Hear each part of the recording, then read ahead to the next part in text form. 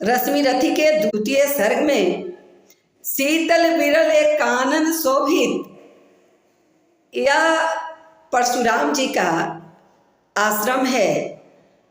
वहाँ का वर्णन दिनकर जी करते हैं। उस आश्रम का शीतल विरल एक कानन शोभित अधित्यका के ऊपर कहीं प्रश्नवर चमकते झरते, कहीं शुभ्र निर्झर, जहाँ भूमि समतल सुंदर है, नहीं दिखते हैं पाहन। हरियाली के बीच खड़ा है विस्तृत एक उटज पावन। उटज का अर्थ कुटिया होता है।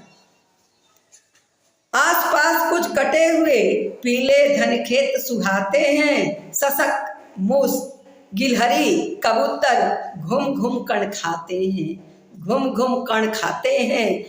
कुछ तंद्रिल अलसित बैठे हैं। कुछ करते शिशु का लेहन, कुछ खाते साकल्य दिखते हैं बड़े तुष्ट सारे गोधन। हवन अग्नि बुझ चुकी गंध से वायु अभी पर माती है। भीनी महक प्राण में मादकता पहुंचाती है। धूप धूम चर्चित लगते हैं तरु के श्याम छदन कैसे। धूप धूम चर्चित लगते हैं तरु के श्याम छदन कैसे। झपक रहे हो शिशु के अलसित कजरारे लोचन जैसे। बैठे हुए सुखद आतप में मृग के जीव विवर से बन के जीव विवर से बाहर ही विश्रब्द विचरते हैं। सुख रहे चिबैर रसाल की नन्ही झुकी टहनियों पर नीचे बिखरे हुए पड़े हैं। इंगुद से चिकने पत्थर अर्जुन दर्भ पलाश कमंडलू। एक और तप के साथ एक और टंगे धनुष तुरीण तीर बरछे भीषण। चमक रहा तृणकुटी द्वार पर एक परशु आभाशाली। लौह दंड पर जड़ित पड़ा हो मानो अर्ध अंशुमाली। श्रद्धा बढ़ती अजिन दर्भ पर परशु देख मन डरता है। युद्ध शिविर या तपोभूमि समझ नहीं कुछ पड़ता है। हमन कुंड जिसका उसके ही क्या है धनुष कुठार।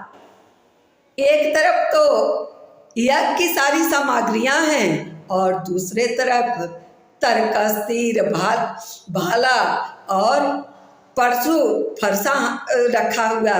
तो कवि कहते हैं हमन कुंड जिसका उसके ही क्या है ये धनुष कुठार। जिस मुनि की श्रुष्वा उसी की कैसे हो सकती तलवार। आई है वीरता तपोवन में क्या पुण्य कमाने को।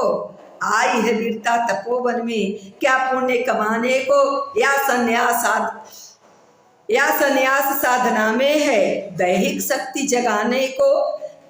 मन ने तन का सिद्ध यंत्र अथवा शास्त्रों में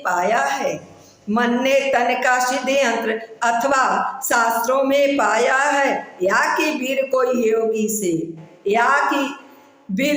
योगी से युक्ति सीखने आया है। यह वीर कौन आया है? कर्ण आया है। परशु और तप ये दोनों वीरों के ही होते श्रृंगार। परशु और तप ये दोनों वीरों के ही होते श्रृंगार। क्यों न तो तप ही करता है क्लियो न तो तप ही करता है, ना तो उठा सकता तलवार। तप से मनुज दिव्य बनता है, तप से मनुज दिव्य बनता है, षड विकार से लड़ता है, तन की समर भूमि में लेकिन काम खटक से ही करता है, तन की समर भूमि में लेकिन काम खटक ही करता है। किंतु कौन नर तपोनिष्ठ है, किंतु कौन नर तपोनिष्ठ है, यहाँ धनुष धरने वाला, एक साथ यज्ञाग्नि और 80 की पूजा करने वाला। कहता है इतिहास जगत में हुआ एक ही नर ऐसा, रण में कुटिल कालसम क्रोधी, तप में महासुरे जैसा। मुख में वेद पिठ पर तर्कस, कर में कठिन कुठार विमल। मुख में वेद पिठ पर तर्कस, कर में कठिन कुठार विमल।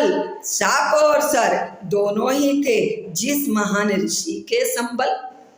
यह कुटीर है उसी महामुनि परशुराम बलशाली का, यह कुटीर है उसी महामुनि परशुराम बलशाली का।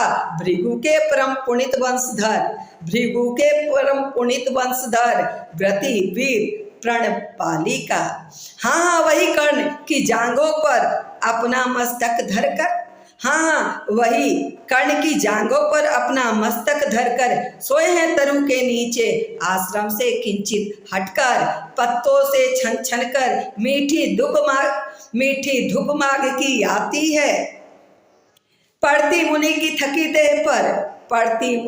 थकी देह पर और थकान मिटाती है।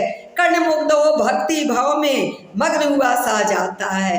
कर्ण की जांघों पर गुरुजी परशुराम जी विश्राम कर रहे हैं, सिर रख के सो रहे हैं।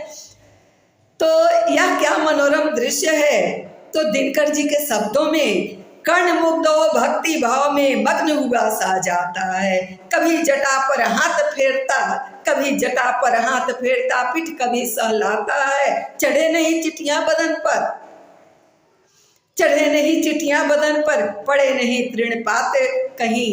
कर्ण सजग है उचट जाए गुरुवर की कचीनी।